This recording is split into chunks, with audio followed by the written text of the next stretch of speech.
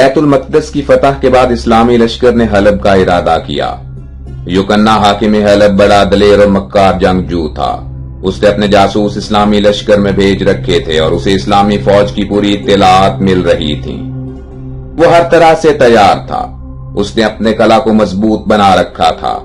فوج اور ہتھیاروں کی بھی کمی نہیں تھی، خوراک کا سامان بھی کافی سے زیادہ فراہم کر لیا تھا۔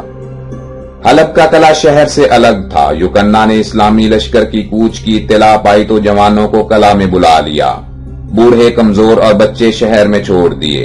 یوکنہ کا حقیقی بھائی جو علمی فضیلت کا سرتاج تھا وہ دنیا کو چھوڑ کر راہب بن گیا تھا اور شب و روز کلیسا کی خدمت میں گزارتا تھا۔ سپہ سالار اسلام نے کعب بن زمیرہ کو اپنا مقدمۃ الجیش بنایا اور 1000 سوار دے کر حلب پر بڑھایا۔ اسے حکم دیا کہ حلب پر بڑھے مگر باقی لشکر پہنچنے تک حملہ نہ کرے۔ رومی جاسوسوں نے کعب بن زمیرہ رضی اللہ عنہ کی روانگی کی اطلاع دی تو یوکنہ نے اپنے بھائی یوحنا کو بلایا اور اس سے پوچھا کہ ہمیں کیا کرنا چاہیے۔ یوحنا نے کہا اسلامی لشکر کا مقابلہ شہنشاہ روم نہ کر سکا۔ یرموک میں اس نے 6 لاکھ کے قریب فوج بھیجی مگر نتیجہ کیا ہوا؟ مسلمانوں نے اس فوج کو گاجر مولی کی طرح کاٹ کر رکھ دیا۔ بیت المقدس نے ہتھیار ڈال دیے۔ وہاں کے بہادروں اور جنگجوؤں کو گردنیں جھکاتے ہی بنی، تم ان سے زیادہ طاقتور اور مضبوط نہیں ہو۔ میری رائے یہ ہے کہ لڑنے مرنے کی بجائے ان سے سلوک کر لو، وہ اپنے وعدے کے پکے ہیں، جو عہد کریں گے اس پر قائم رہیں گے اور تم بھی اپنی ریاست کے مالک بنے رہو گے۔ یوکنہ نے بھائی کی بات سنی تو غضبناک ہو کر بولا، راہب بزدل ہوتے ہیں، تمہیں علم نے ناکارہ بنا دیا ہے، جاؤ گرجا میں جا کر نماز پڑھو اور لوگوں کو انجیل سناؤ۔ میں تو مسلمانوں سے لڑوں گا، انہیں اپنی تدبیروں سے حیران کر دوں گا اور آخر کار بھگا دوں گا۔ ابھی تک انہیں کسی مجھ جیسے طوفانی جنگجو سے واسطہ نہیں پڑا۔ ان کے نامی بہادر فلسطین کے انتظامات میں مصروف ہیں۔ اس لشکر میں وہ دلاور موجود نہیں جنہوں نے ہرکل کی 6 لاکھ فوج کو رون ڈالا تھا۔ یوکنہ کو کعب رضی اللہ تعالی عنہ کی روانگی کی اطلاع مل چکی تھی اور اسے معلوم تھا کہ اس اول دستے کی جمعیت صرف 1000 ہے۔ اس نے 10,000 سوار اپنے ساتھ لیے، قلعہ سے نکلا، 6 میل کی مسافت طے کی، 5000 جوان کمین گاہ میں چھپا دیے۔ 5000 سے کعب رضی اللہ تعالی عنہ کے دستے کو روکا، صفیں درست کی اور حملے کے لیے تیار ہو گیا۔ حضرت کعب بن زمیرہ رضی اللہ عنہ نے بھی اپنے دستہ کی صف بندی کی، اپنے ساتھیوں سے پوچھا ہمیں کیا کرنا چاہیے۔ جواب ملا مقابلہ 5000 رومیوں سے ہے، ایک ایک مجاہد کے حصے میں 5 ہی تو آتے ہیں، حملے کا حکم دیجیے اور خدا سے نصرت کی دعا کیجیے۔ حکم ملتے ہی مجاہدین نے باغیں اٹھائیں اور یوکنہ کی فوج پر حملہ کر دیا۔ دونوں لشکر مل گئے، تلوار چلنے لگی، نیزے جسموں کو چھیدنے لگے، زخمی کراہنے لگے، گھوڑے لاشوں کو روندنے لگے۔ یوکنہ جم کر لڑا، مجاہدین نے اس کی فوج کے دانت کھٹے کر دیے، وہ بگولے کی طرح بڑھتے اور جو راستے میں آتا اسے ہوا کی طرح اڑا دیتے۔ وہ ایک سیلاب تھے جو رومی خس و خاشاک کو بہائے لیے جاتے تھے۔ لڑائی ہوتی رہی، رومی کٹتے اور کم ہوتے گئے، آخر کار پسپا ہونے لگے۔ مجاہدین نے نعرہ تکبیر بلند کیا اور زور سے حملہ کیا۔ فتح قریب تھی کہ یوکنہ کے 5000 سوار گھات سے نکل آئے، مجاہدین پر پیچھے سے حملہ کر دیا۔ اسی وقت مجاہد 2 حصوں میں تقسیم ہو گئے، آدھے یوکنہ کی فوج پر حملہ آور ہوئے اور آدھے نئے حملہ آوروں کی مزاج پرسی کرنے لگے۔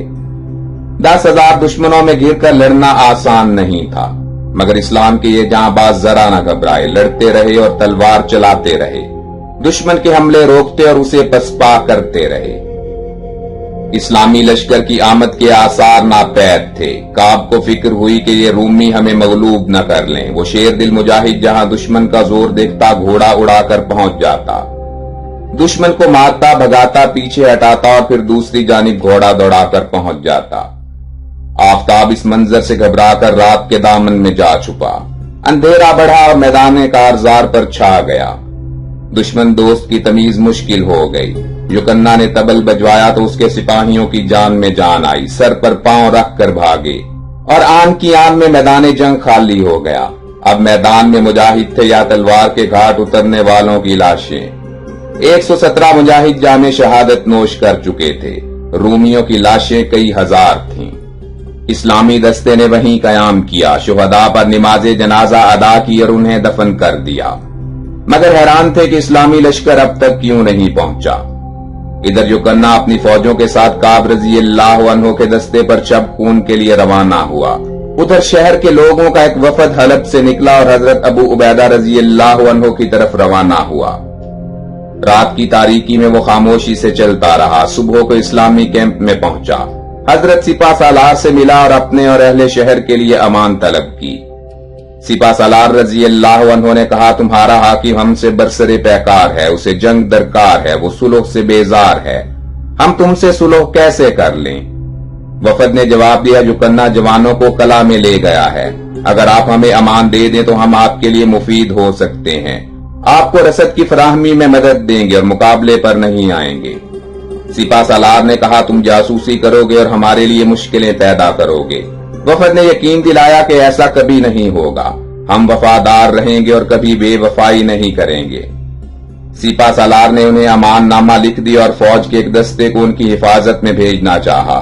انہوں نے کہا، یوکنہ بڑا بے رحم ہے، اگر اسے ہمارا یہاں آنا معلوم ہو گیا تو وہ فوراً ہمیں قتل کر دے گا، ہمیں تنہا جانے دیجیے تاکہ ہم اس کے شر سے محفوظ رہیں اور اسے ہماری امان کا حال معلوم نہ ہو۔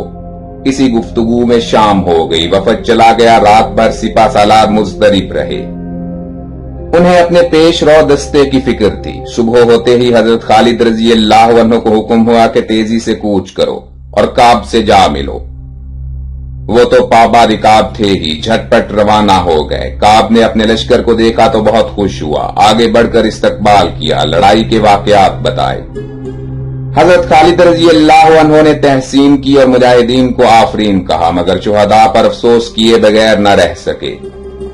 حلب کا وفد چھپتا چھپاتا اپنے آپ کو یوکنہ سے بچاتا خاموشی سے رات کے اندھیرے میں وارد شہر ہوا۔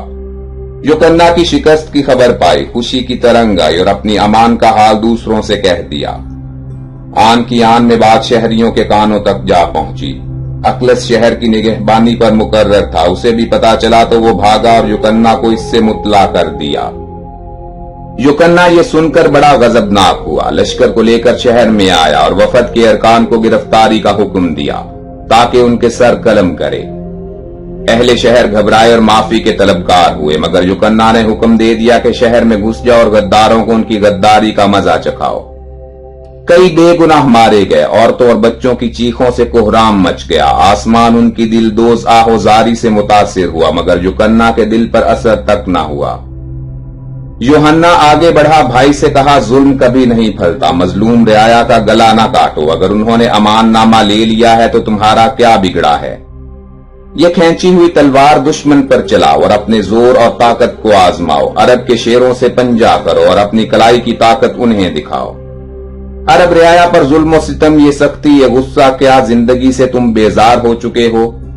یوکنہ نے بھائی کی بات سنی تو غضبناک ہوا، گرج کر بولا، یہ سب تیری شرارت ہے، تو نے شہر والوں کو مجھ سے باغی کیا ہے، تو عربوں سے مل گیا ہے، مجھے مروا کر خود حکومت کرنا چاہتا ہے، تو بھائی نہیں دشمن ہے۔ یہ کہہ کر اس نے تلوار کھینچ لی اور یوحنا کی گردن کاٹ دی۔ شہر سے آہو بکا کی آواز بلند ہو کر ارد گرد کی پہاڑیوں سے ٹکرائی اور گونج پیدا ہوئی۔ اسلامی سپہ سالار کے کانوں میں آئی، انہوں نے فوراً حضرت خالد رضی اللہ عنہ سے کہا، ہمارے امان یافتہ لوگوں کو بچاؤ، ایک دستہ لو اور شہر پر قبضہ کر لو۔ حضرت خالد اسی وقت بڑے شہر میں داخل ہوئے، یوکنہ اپنے بہادروں کو لے کر قلعہ میں جا پہنچا اور دروازے بند کر لیے۔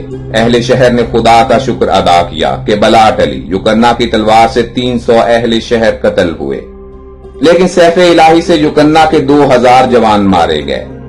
لشکر اسلام نے شہر اور قلعہ کے درمیان اپنا کیمپ لگایا تاکہ یوکنہ دوبارہ اہل شہر پر حملہ نہ کر سکے۔ پھر شہر کے معززین کو بلایا اور پوچھا کہ کیا قلعہ میں جانے کا کوئی پوشیدہ راستہ بھی ہے؟ اہل شہر نے جواب دیا، ممکن ہے کہ ہو، لیکن ہم اس سے آگاہ نہیں۔ یوکنہ نے مسلمانوں کے لشکر میں عرب نسل کے 3 جاسوس چھوڑ رکھے تھے۔ جب مسلمانوں نے قلعہ کا محاصرہ کر لیا تو اگلے دن حملے کا پروگرام بنایا، لیکن یوکنہ کو اپنے جاسوسوں کے ذریعے اس پروگرام کی اطلاع مل گئی۔ اس نے اپنے آدمیوں سے کہہ دیا، جب تک عرب تمہارے تیروں اور پتھروں کی زد میں نہ آئے اپنے آپ کو چھپائے رکھنا۔ حملے کا حکم ہوتے ہی مجاہد آگے بڑھے، اہل کلا خاموش تھے، یوں ہی ان کی زد میں آئے پتھروں اور تیروں کا موسلا دھار میہ برسا۔ بہت سے مجاہد زخمی ہوئے، چند ایک نے شہادت پائی اور باقی شکستہ حالت میں واپس آ گئے۔ یوکنا اپنی تدبیر کی کامیابی پر خوش ہوا، کلا میں جشن بہاراں ہوا، سرداروں کو انعامات تقسیم ہوئے، خوشی کے نعرے بلند کیے گئے، رقص و سرور کی محفلیں گرم ہوئیں، شراب کے جام چڑھائے گئے، فصیل پر شراب کی سراہیاں انڈے لی گئیں۔ چند دن گزرے کہ یوکنا کے جاسوسوں نے ایک اور اطلاع دی، وہ یہ تھی کہ اہل عرب رات کو خوب مزے سے سوتے ہیں، کچھ جاگ کر وقت گزارتے ہیں۔ بائیں طرف کے لوگ عام طور پر بے فکری کی نیند سوتے ہیں اور ادھر پہرا بھی زیادہ سخت نہیں ہوتا۔ یوکنا نے اسی وقت 2000 جنگ باز چنے اور رات کے اندھیرے میں کلا سے نکلا، لشکر اسلام کی بائیں جانب بڑھا اور بے خبری میں مسلمانوں پر آ پڑا۔ مجاہد اچانک اٹھے، جو کچھ ہاتھ لگا اٹھایا اور دشمن سے مقابلہ کرنے لگے۔ ایک شور پیدا ہوا اور بھگدڑ مچ گئی۔ حضرت خالد نے شور سنا تو گرجے اور فوراً موقع پر جا پہنچے۔ یوکنا پیچھے ہٹا اور تیزی سے کلا کی طرف بھاگا۔ اس عرصے میں اس کی تلوار سے 60 مجاہدین شہید ہو چکے تھے اور 50 اس کی قید میں تھے۔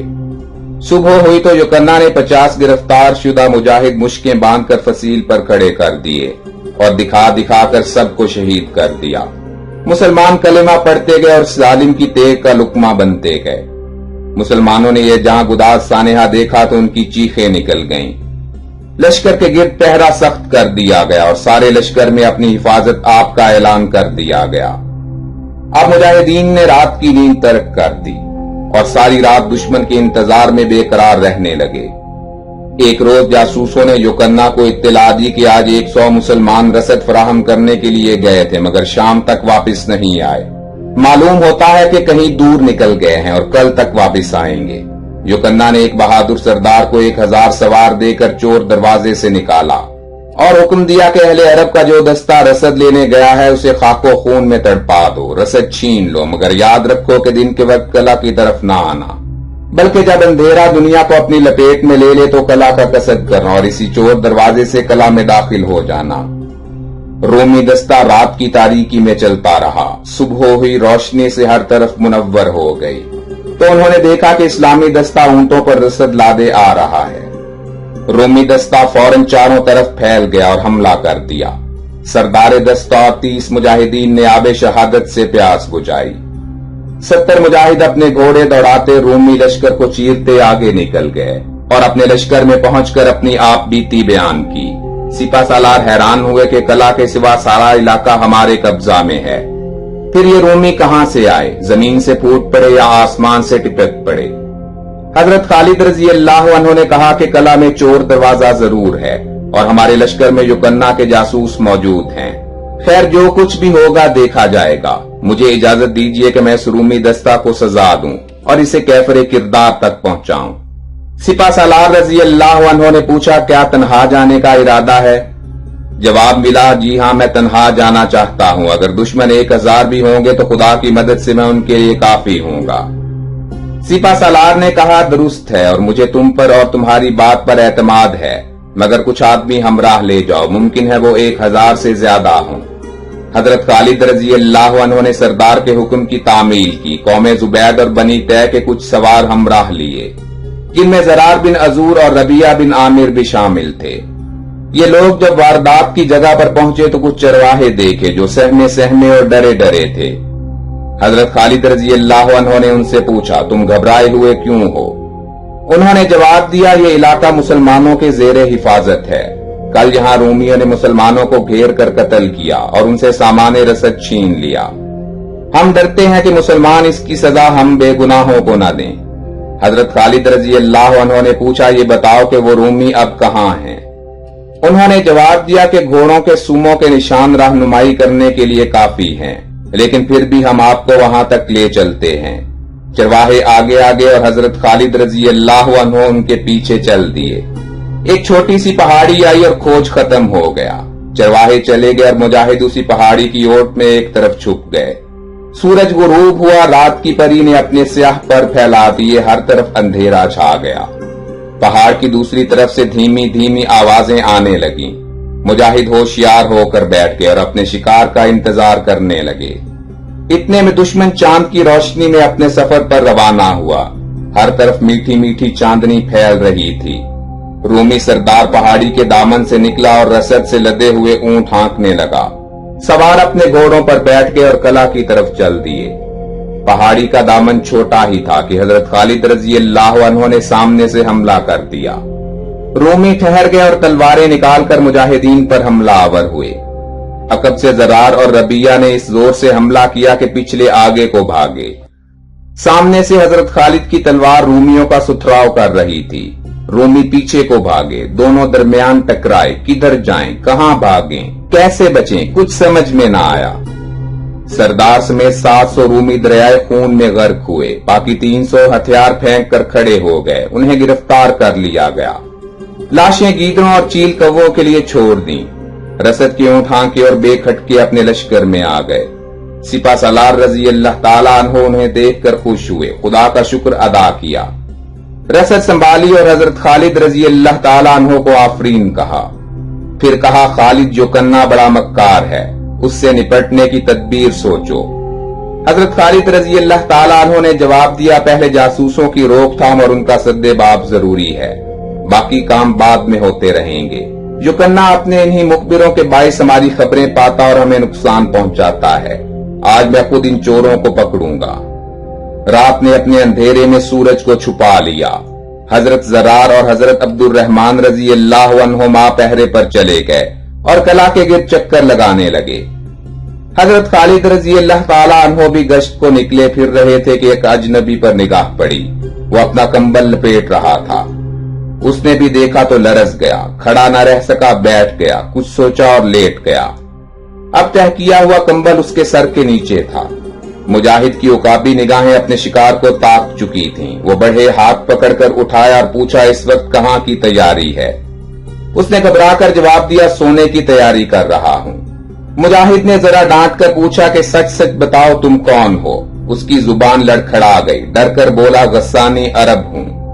हजरत खालिद रजी अल्लाह ताला अन्हु ने गरज कर कहा कि पूरी बात बताओ, वरना नताइज भुगतने के लिए तैयार हो जाओ। गस्सानी ने हाथ जोड़ दिए, पांव पर गिर पड़ा, जहां बख्शी की भीख मांगी और कहा कि मैं युकन्ना का जासूस हूं। मेरे साथ 2 और भी हैं जो इस वक्त कला में जा चुके हैं। मैं सिद्ध के दिल से हल्का बगोशे इस्लाम होता हूं। आइंदा मुसलमान रहकर जीऊंगा और मुसलमान ही मरूंगा। हलब के मुहासरा ने इतना तूल खींचा कि पूरे 4 महीने गुजर गए। हजरत खलीफा सानी रजी अल्लाह ताला अन्हु ने हजरत अबू उबैदा को खत लिखा कि हलब को जल्द फतह करने की तदबीर करें। कासिद ने हजरत खलीफा सानी का खत लिया। 140 जांबाजों के हमरा आज़िम शाम हुआ। हमराहियों में ज्यादा गुलाम थे जो अपने आकाओं की इजाजत से जिहाद में शिरकत के लिए जमा हुए। दौरान सफर मुख्तलिफ जंगों की बातें होती रहीं। गुलामों में दामस नामी गुलाम भी था जो हाथी की तरह मोटा ताजा और लंबा तड़ंगा जवान था। उसकी गर्दन छोटी थी। हबशा की स्याही ने जिस्म पर धूम मचा रखी थी और यूं मालूम होता था कि ये आदमी नहीं, लोहे का सुतून है। जब उसने युकन्ना की मकारी की दास्तान सुनी तो चिल्लाकर बोला, मैं इस लूमड़ी की गर्दन तोड़ के रख दूंगा। हजरत अबू उबैदा रजी अल्लाह ताला अन्हु कासिद के साथ इन जाबाजों को देखकर खुश हुए। दामस के हालात सुने तो उसे मोहब्बत से बुलाया और कहा, मुजाहिद बेटे, कला की फतह करने की तरकीब सोचो, हम तो मुहासरा करके थक गए हैं। दामस ने जवाब दिया, मुझे सिर्फ 30 जवान दीजिए और कैंप यहां से जरा दूर ले जाएं। 1000 सवार तैयार रखें जो फौरन हमारी मदद को पहुंच सके। हजरत सिपा सालार ने कहा, तुम्हारी तदबीर मेरी समझ में नहीं आई। हम 30,000 हाथ पर हाथ रख के बैठे हैं और तुम सिर्फ 30 जवानों से कला की तस्खीर का आजम रखते हो। दामस ने जवाब दिया, आप दिन की रोशनी में बढ़ते हैं, मैं रात की तारीकी में कला पर चढ़ूंगा। खुदा ने चाहा तो मैं सुर्खरू होकर आऊंगा। आप हमारे लिए दुआ करें। गर्ज इस्लामी लश्कर को पीछे हटा लिया गया और दामस 30 आदमियों के साथ एक घाटी में जा छुपा। दुश्मन ने समझा कि इस्लामी लश्कर थक हार कर चला गया है। हुक्म दिया कि खुशी मनाओ, बला टल गई। अब अरबों के कदम इस जमीन पर कभी नहीं पड़ेंगे, मगर याद रखो कि कला के दरवाजे बदस्तूर बंद रहे और हमारे हुक्म के बगैर न खुलें। कला जश्न मुसर्रत में डूब गया। अनवाओ अकसाम के खाने पके, शराब के मटके खाली हुए। रात की मस्ती में शराब की मस्ती मिल गई। नाच गाने की महफिलें कायम हुई। آدھی رات تک کلا میں مستی کا ہجوم رہا۔ کثرت خمار نے سر بوجھل کر دیے، رات نے آنکھوں کی روشنی پر قبضہ کر لیا اور اہل کلا نیند سے ہم آغوش ہو گئے۔ اب نہ کوئی شور تھا نہ ہنگامہ۔ دامس گھاٹی سے نکلا اور کلا کے قریب آیا۔ چل پھر کر دیکھا، کلا کی فصیل کا اندازہ کیا، اپنے ساتھیوں کو بلایا، خود نیچے کھڑا ہوا، ایک پر ایک مجاہد کندھوں کی زینت بنا۔ ساتواں مجاہد کلا کی فصیل پر ہاتھوں کے زور سے چڑھ گیا۔ کمند لٹکائی اور 30 کے 30 مجاہد کلا میں پہنچ گئے۔ پہرے دار مستی کی نیند میں حسین خواب دیکھ رہے تھے، خاموشی سے تلوار کے گھاٹ اتر گئے۔ مجاہد دروازے کی طرف بڑھے، دروازہ کھول دیا اور محافظوں پر پل پڑے۔ کلا میں شور مچ گیا، مستی اور خمار ختم ہوا، نشہ رفو ہو گیا۔ یوکنا کی فوج اٹھی، دروازے پر آئی اور بے دریغ وار کرنے لگی۔ مجاہد دیوار سے پیٹھ لگائے مقابلہ کرتے رہے اور تکبیر کے نعرے لگاتے رہے۔ وہ زخموں سے نڈھال تھے اور خون میں شرابور تھے۔ خود دامس کے جسم پر کئی زخم مسکرا رہے تھے، مگر اس حالت میں بھی اس کے بازو متحرک تھے۔ تلوار چل رہی تھی، رومی حملہ کرتے تھے اور قتل ہو جاتے تھے۔ دونوں طرف جاں کی بازی لگی ہوئی تھی۔ صبح قریب تھی، 1000 مجاہدین کا دستہ آ پہنچا۔ اندر اور باہر تکبیر کے نعرے گونجے۔ مجاہد کلا میں داخل ہوئے، اتنا شدید حملہ کیا کہ کشتوں کے پشتے لگا دیے۔ رومی بھاگے اور الامان الامان کا شور مچ گیا۔ مجاہدین نے فوراً تلواریں نیام میں کی، اتنے میں سپہ سالار بھی آ پہنچے۔ عام معافی کا اعلان کیا تو اہل کلا کی جان میں جان آئی۔ یوکنا بھی حاضر ہوا اور اسلام لے آیا۔ وہ اپنی حرکات پر شرمندہ تھا، اس نے گڑ گڑا کر معافی مانگی۔